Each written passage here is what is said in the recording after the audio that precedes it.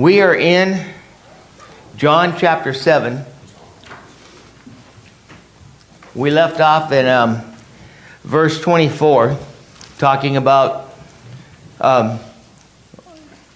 judging, but judging with a righteous judgment.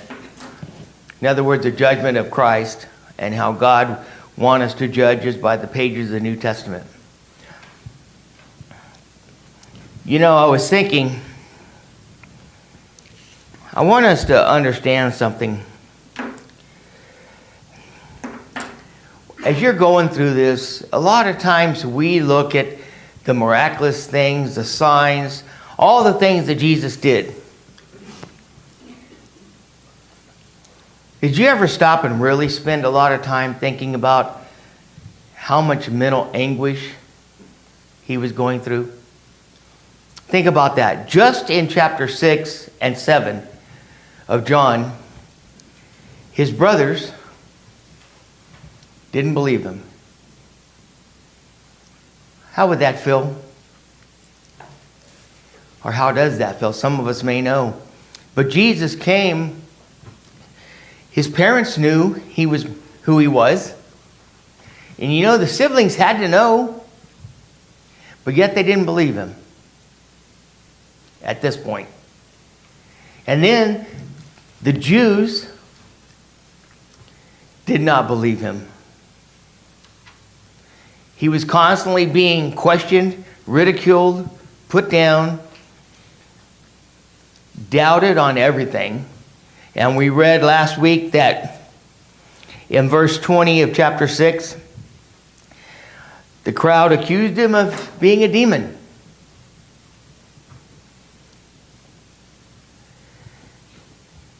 Have you ever done something good for somebody or attempted to do something good and all they did was ridicule it? Does that ever happen? Or didn't seem thankful? How does that make you feel? Not so good. Look what Jesus is putting up with here. But yet, he never forgot what his true purpose was and what God sent him here to do. He never faltered. He never lost sight of that. He stayed focused on what his mission was. That's hard to do when you're going up against the things that Jesus is going up against. We falter for a lot less. But Jesus stayed true to his Father's will, just like we're to do today. Just keep that in mind as you're reading through this. Verse 25 says, "Some of the people of Jerusalem therefore said, 'Is not this the man whom they seek to kill? And here he is speaking openly, and they said nothing to him.'" Think about that. Remember last week we talked about he wasn't going to go to Judea because they were going to kill him. They wanted to kill him. They were seeking, his brothers tried to talk him into going anyway. But he went to Galilee because in Galilee they were going to be more receptive to his words. Now he did eventually come back to Judea. And now he's talking in a public place. And the people are kind of going, wait a minute. Isn't this the guy the Pharisees wanted to kill? And yet he's in the open and they're doing nothing? Why are they doing nothing? Why didn't they take the opportunity to grab him? It's not his time. What's that? It's not his time. Not time? His time, he says, my time is not yet. Not the hour, right? Yeah. Just a question, I know I wasn't here, but it's kind of interesting what his brothers said. Go up there so they can see your works. And they see your works, what you were doing. But then in the next, in 5, it says, first, his brothers wouldn't even believe you. Right. So, Well, we talked last week. Yeah. If you look through that section, it appears that the brothers were trying to get rid of him. They thought, if you go down there, hey, you might die. It might get you out of work. You're a bad thing on our name. Think about that. They're trying to talk him into going where they know they're seeking to kill him. So if you ever thought about that, we brought that up last week. So So now they say they're doing nothing.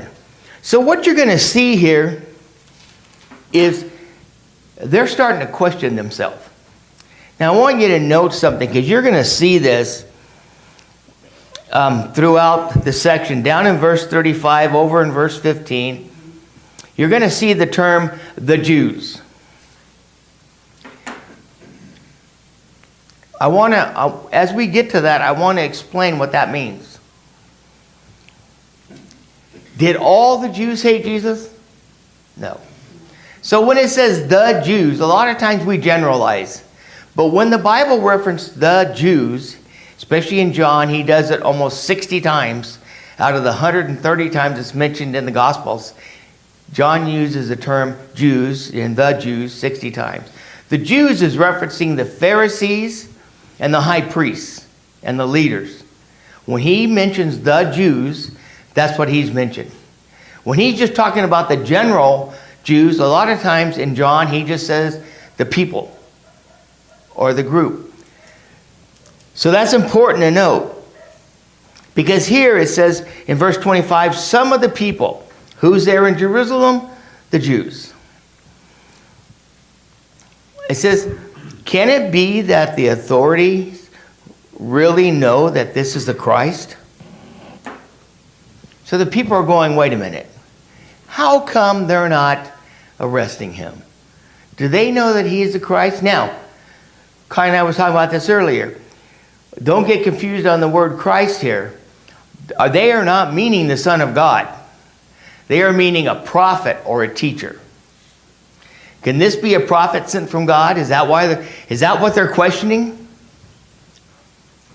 Because they're not going to get that he's the Son of God. They don't want to believe that. And you're going to see that here in a minute. And you think about that. How weird would that be? They're seeking to kill him. Everybody knows it. Here he is standing in a square preaching. And the people are going, wait a minute. What's the deal here? They surely wouldn't be afraid of one man. But they're questioning themselves. And then 27 is interesting. It says, but we know where this man comes from. And when the Christ appears, no one will know where he comes from. Do you not read that as an ignorant statement? Where did they predict it all through the Old Testament? The prophet said where he's going to come from. Yeah. So is this what you're talking about, the Jews and the Jews, the people of Jerusalem? Mm-hmm. Would that have been a failure too of the scribes not teaching? Not everybody had access to the scriptures, did they? Right. So that could have been false teaching too. It could have been. It could have been that you remember, one of the biggest problems you're having with the Jewish people here is that the scribes and Pharisees, the lawgivers, the priests, have put so much of the tradition in to the law that the people are misled because they've added so much. So the people are just like, well, they said that it was going to be, because like you said, they wouldn't have known. They're going what they're being taught. That's why they went to the synagogues. And so they could be taught what the Pharisees want them to hear. And once they learned about Jesus, who knows what they were teaching them to put Jesus down. Do you have something, Jeff? I seen a question. Well, why wouldn't they know where he came from? Right.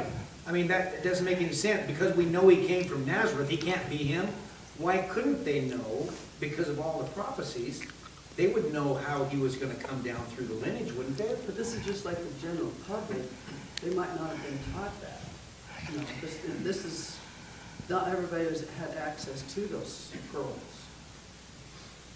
Like Dan was saying, we're listening to what they... Well, and you also remember, what did he say earlier? He said that these people are reading the truth, but not accepting the truth. Right.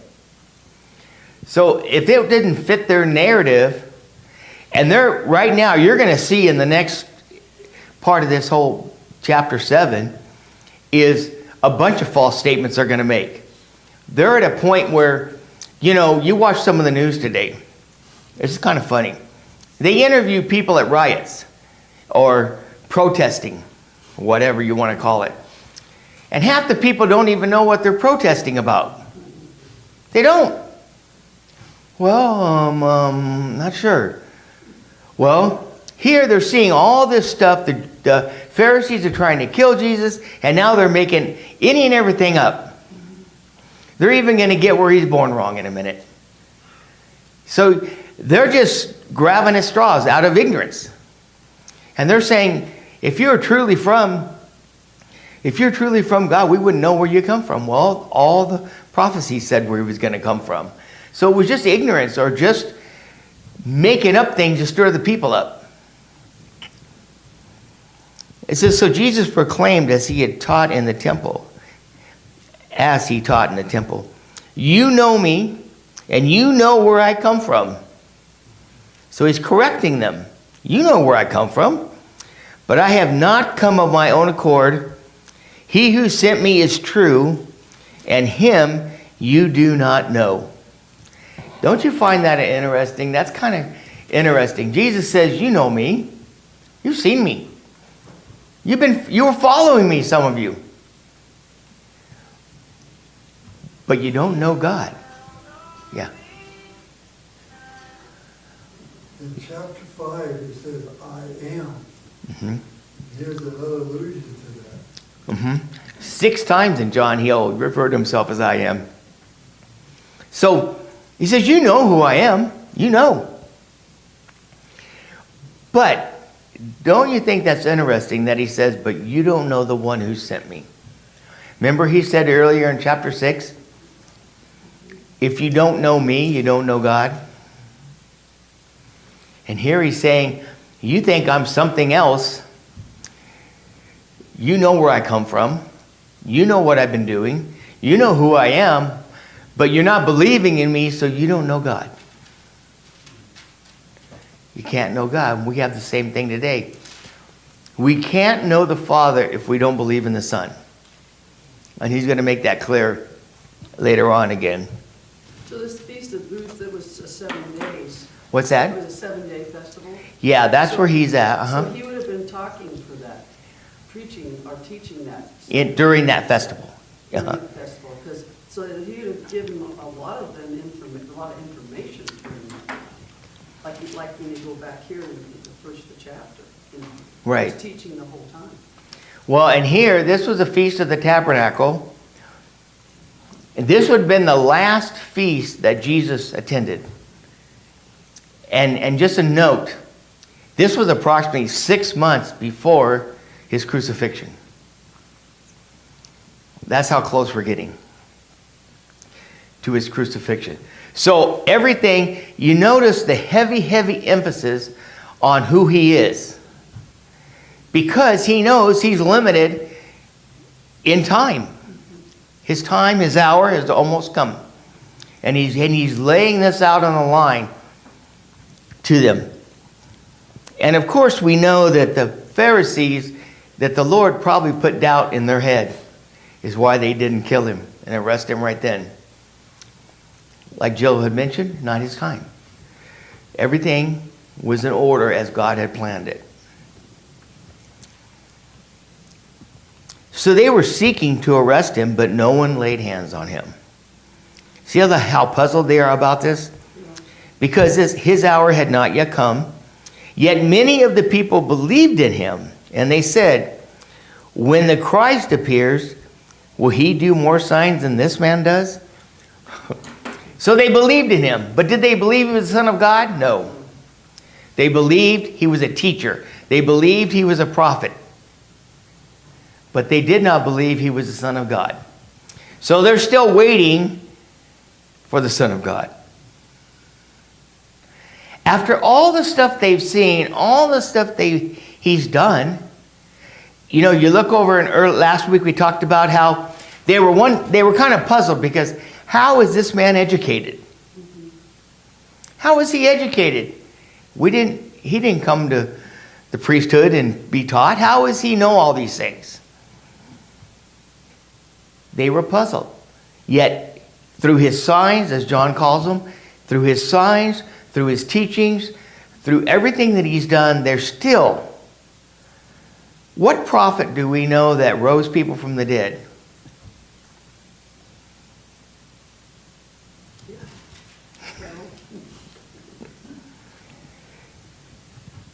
That's something. So they still don't believe him. They're still not believing. What is it going to take for them to believe?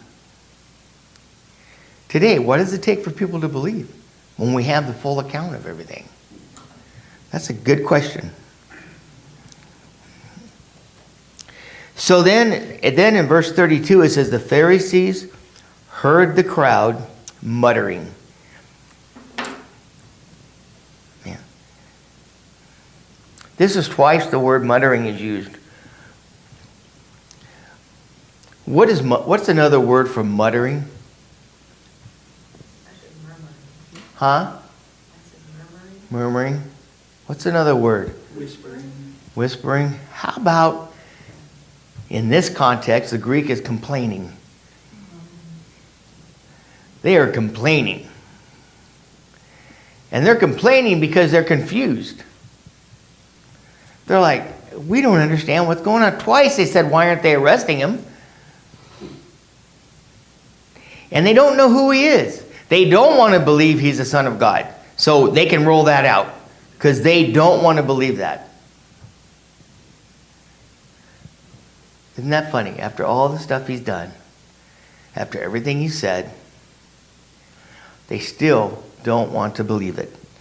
It says the Pharisees heard the crowd muttering or complaining these things about him, and the chief priests and the Pharisees sent officers to arrest him.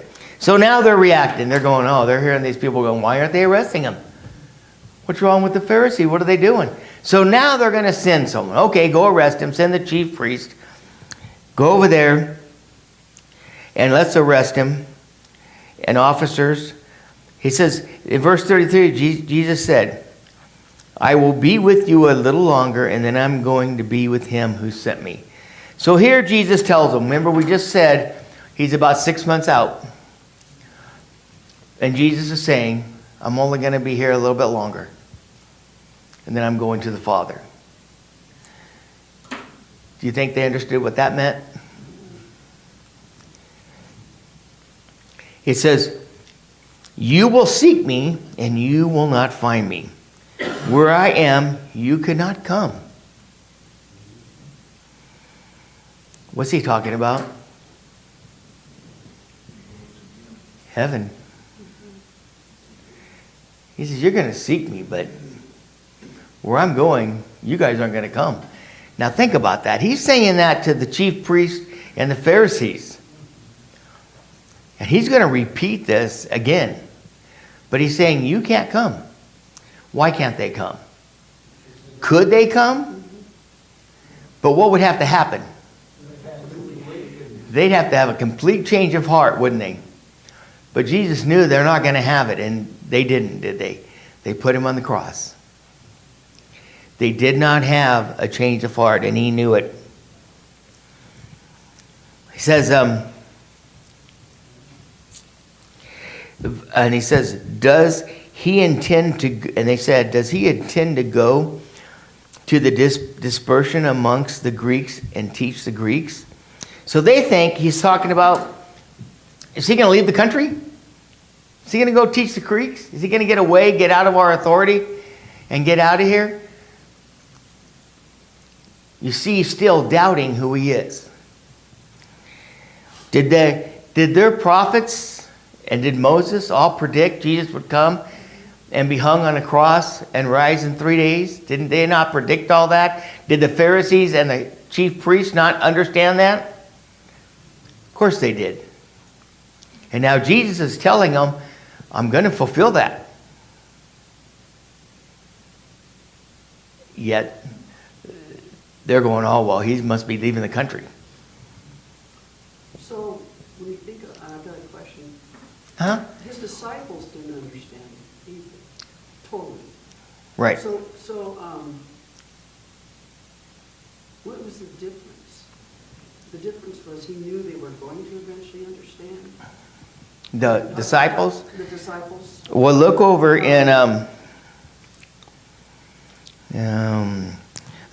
verse 62. Let's see, I think it's 62. Hang on. Of 6. That's 69. 66. Look over in 66. Okay. That answer your question. And they're all grumbling and discussing everything and saying how hard it is for them to understand. It says, after this, many of his disciples turned back and no longer walked with him. So Jesus said to the 12, do you want to go away as well? Simon Peter answered, Lord, to whom shall we go? You have the words of eternal life, and we believe that and have come to know that you are the Holy One of God.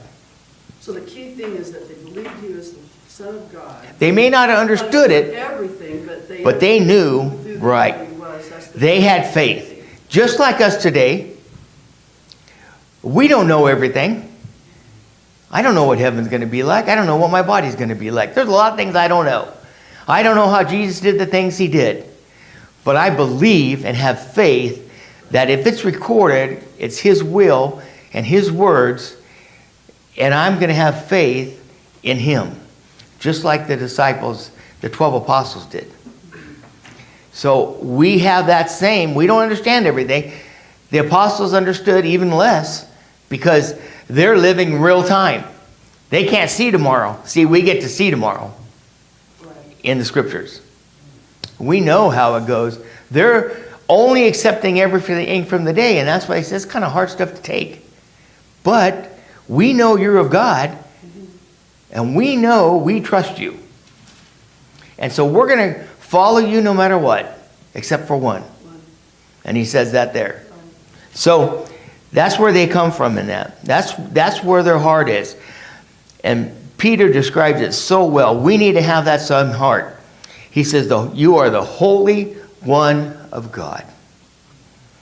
You cannot describe it any better than that if you think about it.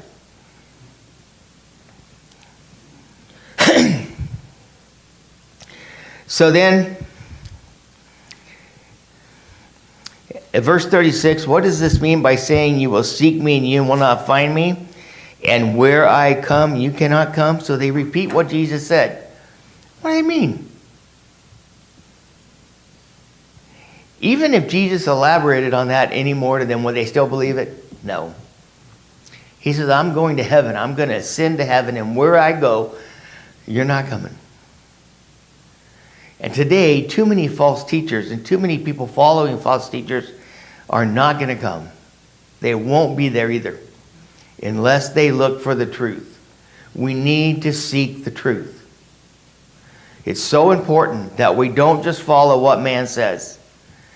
We need to seek God's will, just as Jesus seeked God's will. No different. We're to seek what Jesus tells us to do because he was given all authority. And then it says, on the last day of the feast, the great day, Jesus stood up and cried out, if anyone thirsts, let him come to me and drink. Whoever believes in me, as the scriptures has said. And I'm going to pause on that. Think about this for a minute. They were seeking to kill him. Everyone's puzzled about the fact. Right here it says the Pharisees sent the chief officers to go get him. And then he stands up and shouts. So the people hears what he says. And he references back to what he told the woman at the well, the Samaritan. I am the living water. But then look what he says. Whoever believes in me, as the scriptures say. That's a continual belief following the scriptures. It's a continual thing we must need to do. Is there any room for most or some? It's conclusive. We need to do exactly what the scriptures say. Period. To the best of our ability. And that means trying to do exactly what God said. Doesn't mean giving up and saying, well, I'm going to do this instead. because it's just too hard for me. No. We need to do exactly what the Scripture said. And that's the only way we show him glory. And that's the only way we have a hope of eternal life. There's no gray area there whatsoever. When he was talking about the living water, Mm-hmm. with that Feast of Booths, with the going back when they're in the desert, right? Mm-hmm. Of God's protection. Right. So this is his last time. He's telling him that he is Right. living water. Mm-hmm. Not just what they're recognizing on that 7-day feast. Right. Because remember, he talked earlier, we read in John, you were gone, but he talked earlier about being the bread of life. Right. The bread, not a physical bread, but the spiritual bread of the gospel. Because the physical bread, we need to keep eating and eating a little more. Here, it's complete. Once we do this and continue to live under this, we're continually fed by that bread. Because they're always going back to that, the Old Testament, I'm talking about the manna. The manna, and they did And that then here, I'm yeah. talking about the water that was provided for him. Mhm. So he's saying, like you're saying, I'm saying, Right. this is, This is spiritual now, not a physical. He says, out of his heart will flow rivers of living water.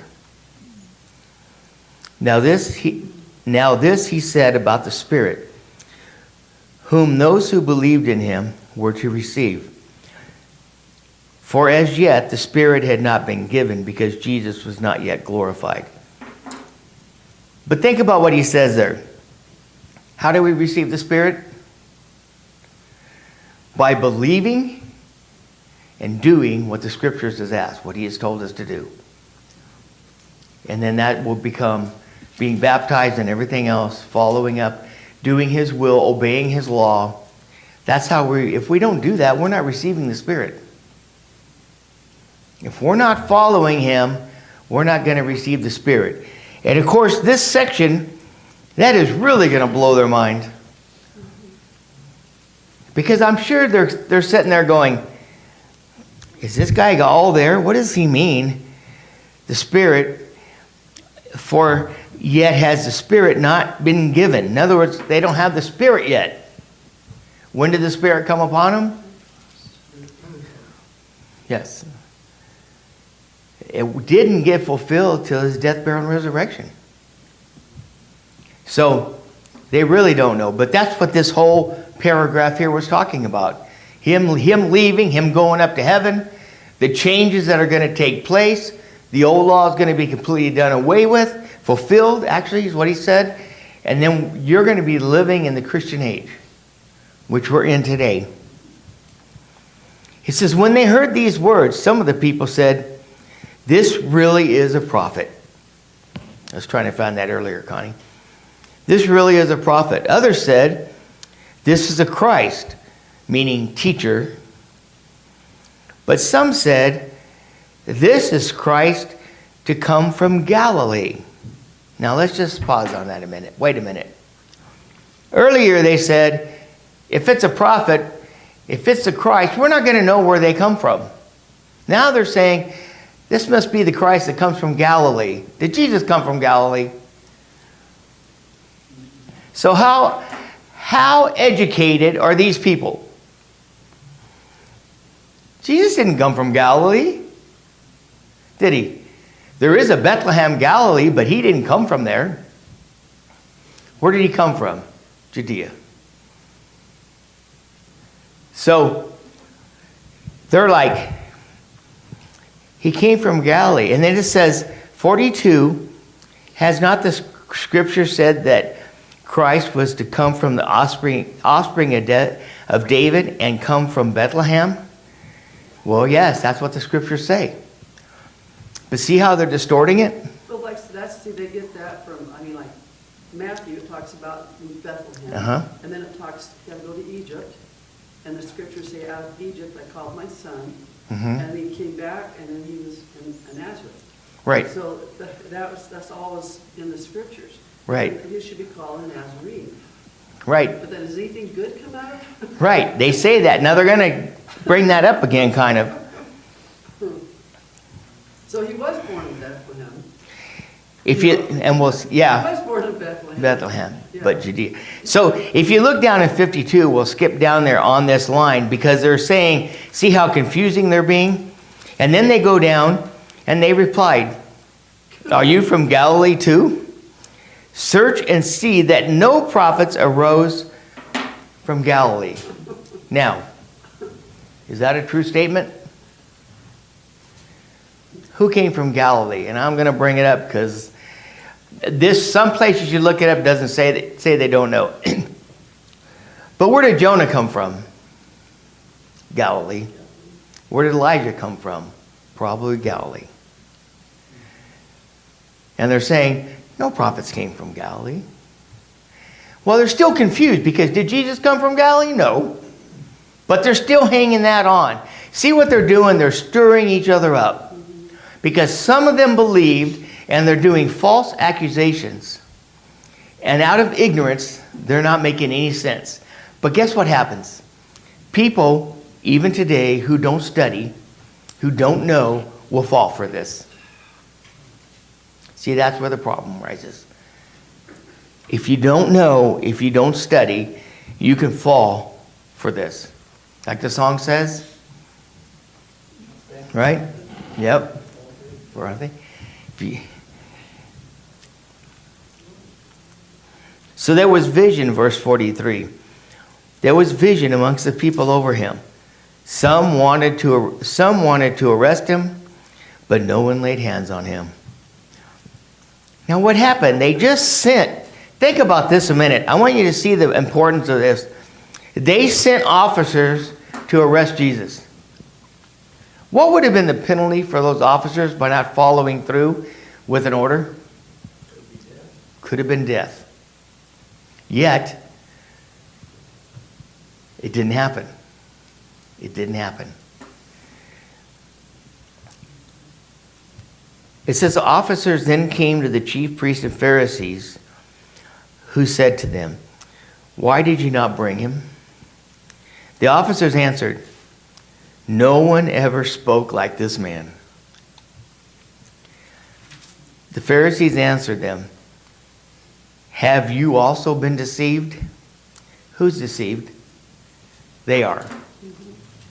The officers are listening to him, getting ready to arrest him and going, man, there's something here. We're getting something. No man has ever talked like this. And they're like, man, we don't know what to do. We'll go back and tell our boss. Hey, no one spoke like this. And the Pharisees are still in denial. You're being deceived. But in fact, they are the ones doing the deceiving.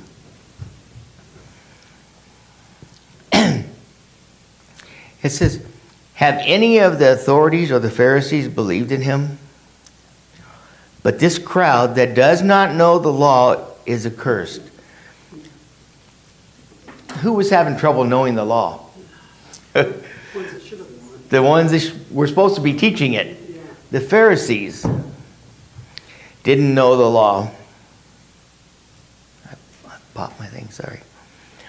But then Nicodemus. Where did we first read about Nicodemus? In chapter 3, didn't he? He came to Jesus in the night and said, Rabbi, I know that you're from God. And Jesus told him he has to be baptized. That's the short of it. So Nicodemus speaks up again. And you got to realize the strength and the bravery of Nicodemus to speak up at this point. Count that as some credit to him. Because he said, who has gone to him before? And who was one of them that said to them, does our law judge a man without first giving him a hearing and learning what he does? And they replied, are you from Galilee too? So, and we read that last part. So Nicodemus is going, look, we give everybody else a trial. We learn what they're about. We research it. Yet we just don't like what this man's saying, and you're wanting to kill him? When Nicodemus says you need to give him a trial, you need to learn, they said, what, are you from Galilee too? They turned on him. they turned on him. That's why it took Nicodemus, pretty brave speaking up. And he was just being logical. He wasn't admitting to nothing, but he already did admit in chapter 3 earlier, but they didn't know it because remember he came at night? He came at night because he said, Rabbi, I know that you are of God. Because no one can say or do the things you're saying unless he was. And so here he's defending Jesus. Howbeit kind of roundabout, say, hey, we need to give him a trial. But let's think about this. And they immediately turned on him. You must be from Galilee too, worthless. But he was telling him what the law said. Mm-hmm. I mean, he was telling them the truth of what the law said, and they're going against it again. Because the law didn't fit their narrative. Right. That's been the whole problem, hasn't it? We see that Jesus spent this entire last 2 chapters explaining who he is and what he's here to do and who he's here to obey.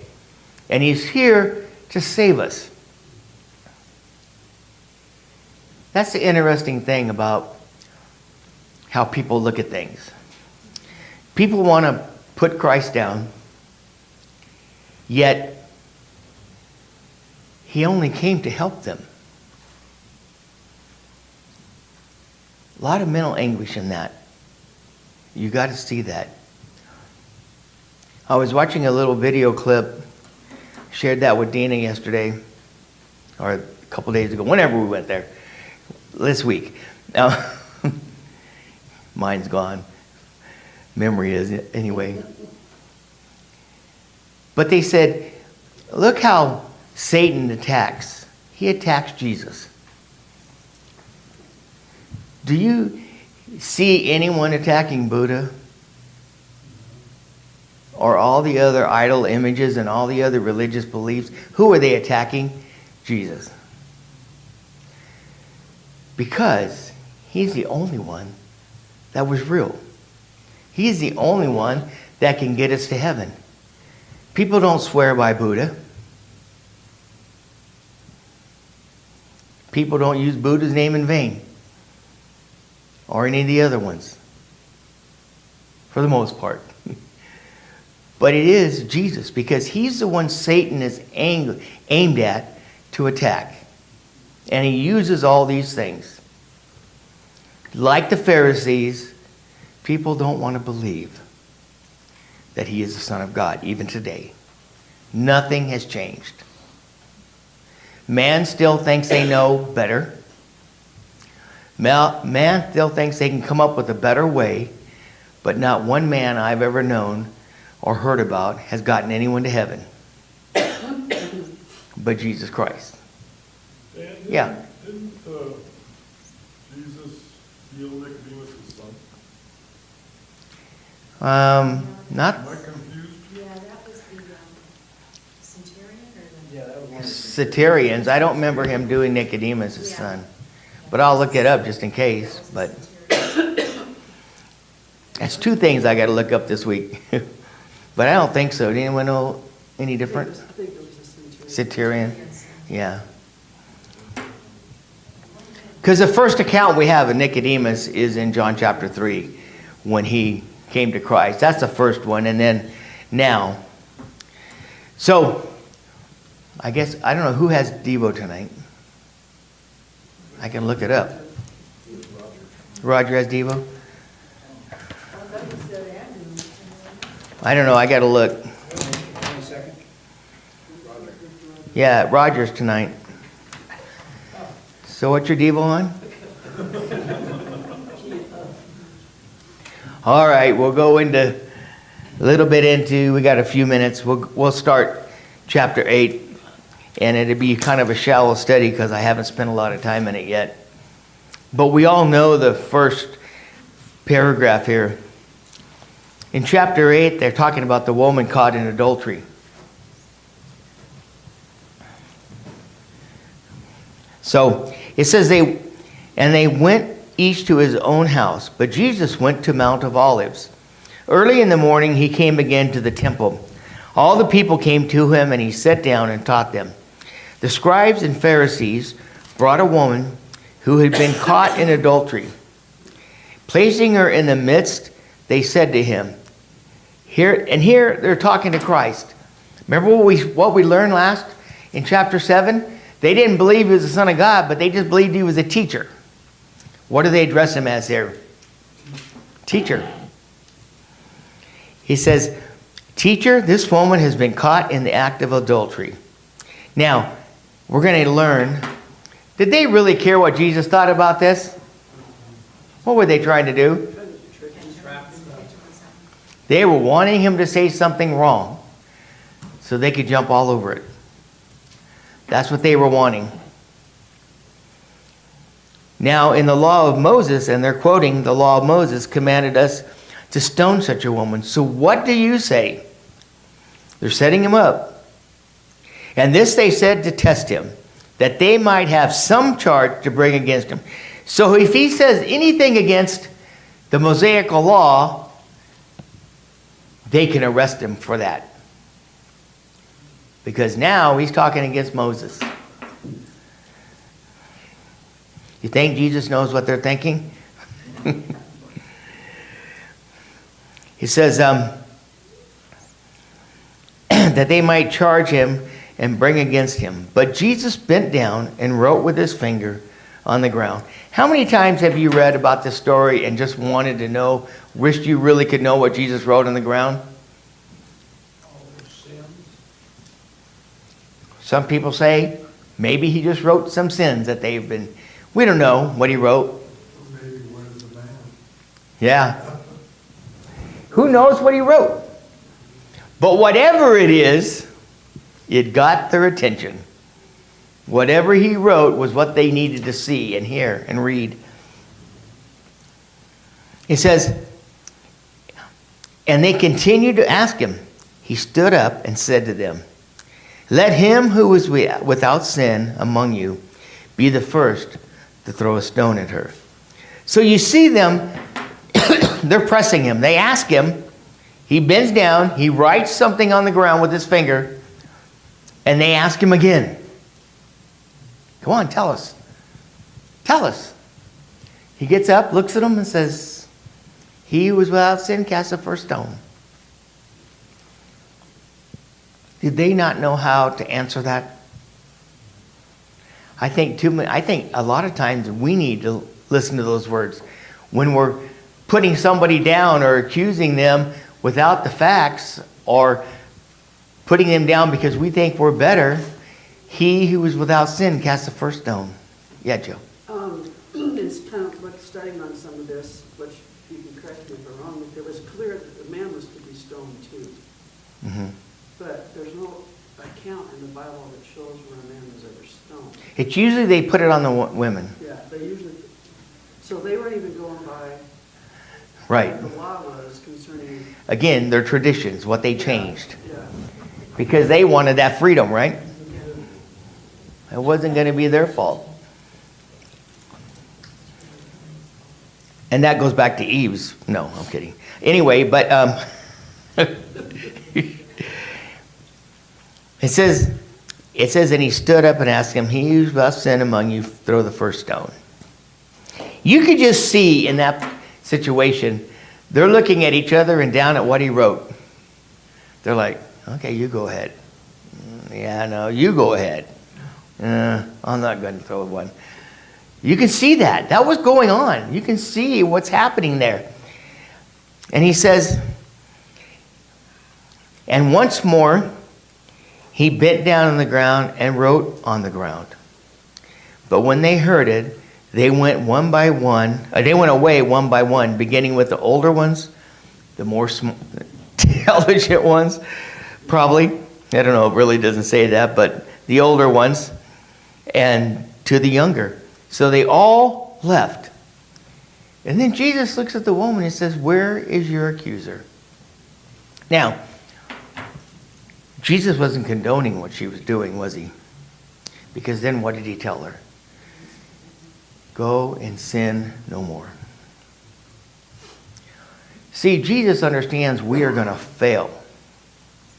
We are going to sin. We are going to make mistakes. But what he's asked us to do is acknowledge, first of all, that you're wrong. And then quit doing it. Change. Whatever causes you to sin, make that changes. If it means leaving things behind that you don't need in your life, leaving people behind that you don't need in your life. In other words, make the changes so you sin no more. And that's what he's getting the lesson here. All them people who were taking it upon themselves, the Pharisees and the Sadducees, who were taking the law upon themselves, was doing everything wrong anyway, and Jesus just asked them, if you don't have a sin, go ahead and throw the stone. And whatever he wrote on the ground, twice he did it, he added to it, turn their hearts. You could have been writing down Leviticus and that about the man being stoned too. He may have been writing down names and what they did. It might have been one of them, you know? Yeah. How many of you were with her? No. But whatever it is he wrote convicted their hearts, where they realized that, okay, two things didn't get accomplished. They didn't get to stone the woman like they were planning on doing. Two, they didn't trip Jesus up like they were wanting to do. Jesus didn't dispute the law of Moses. He simply stated, where are their hearts? And they had to walk away. They had to walk away. It says, but when they heard it, they all went one by one, beginning with the older ones, and Jesus was left alone, and the woman standing there. Jesus stood up and said to her, woman, where are they? Has no one condemned you? And she said, no one, Lord. And Jesus said, neither do I condemn you. Go, and from now on, sin no more. From now on, important statement. When we ask for forgiveness, when we come out of that watery grave or we repent of sins, we are to no more do that, are we? No more. We are to be done with it. And that's the point that Jesus is making. None of us are perfect. All of us are going to fail. Be careful how you look at someone, because remember he also says, don't look at the speck in your brother's eye when you got a mote in yours. Same application is here, isn't it? If you're without sin, we are, and then he tells us, remember last week we talked about, we are to judge, but only by what? God's righteousness. Not by us. Sorry, Byron. Not by our righteousness, because we're not righteous. Or righteous like he is. We're not worthy of being a judge of each other because we have our own faults, just like you see here. So if there's anyone needs to come forward, the song of invitation is 9:40.